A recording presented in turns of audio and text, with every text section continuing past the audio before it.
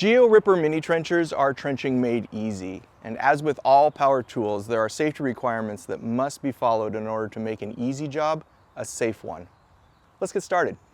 Before operating your trencher, read and fully understand your engines and mini trencher owner's manuals. Understanding how your trencher operates is the primary safety rule.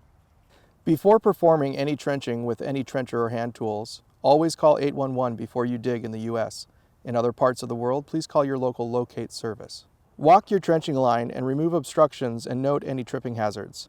Plan which direction you will trench. The discharge chute should be directed away from windows. If on an incline, always trench downhill.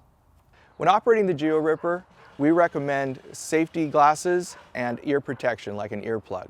Now, we also recommend a full face shield with the ear protection already attached onto the hat, a pair of safety gloves, a pair of steel toe boots or a safety cap toe boot, and if it's particularly rocky, we recommend a pair of shin guards.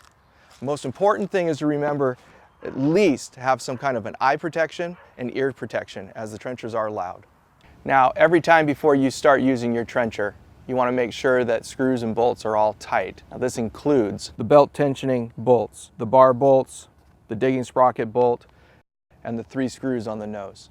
To do this, you'll need an 18 and 13 millimeter combo wrench, as well as a 5 millimeter Allen wrench. And if you're using the EK7651H 4-stroke engine, you'll need to make sure that the oil in the crankcase is topped off to the right level. Check your owner's manual for specifications. For easiest operation, use an easy cart. The easy cart puts the trencher closer to the ground, allowing the blade to go into the ground faster, with less occurrences of rocks being ejected towards the operator. For more information on how to assemble the easy cart and install it onto the GeoRipper, see our assembly video on the website. When starting the machine, always make sure that the bar and chain are clear of any obstructions. The chain may be moving when the trencher is first started. Place your foot into hand grip, holding the trencher in place.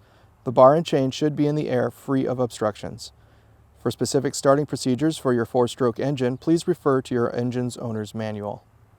If trenching without easy cart, try to always operate trencher with the blade fully in the ground by keeping the trencher as close to the ground and pivoting the blade in.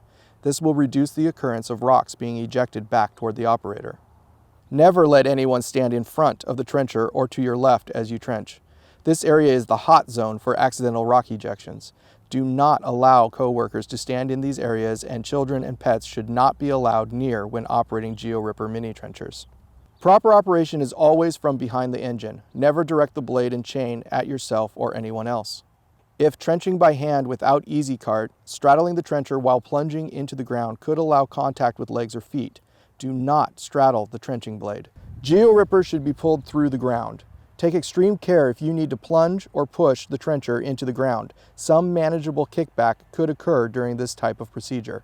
Periodically check for soil collecting behind the drive sprocket. Turn the trencher off and clear away any excess buildup. Occasionally, a rock may jam the chain. If this should occur, turn off the engine. Use a hammer or sledge to hit the teeth on the top of the bar towards the engine. This should loosen the chain and any rocks that are lodged between the chain and sprockets. If the chain and sprockets will not move, remove the chain and bar from the machine for a thorough cleaning. At this time, it is also good to check the discharge chute for excessive buildup around the drive sprocket. Check the nose of the digging bar for excess buildup at this time as well.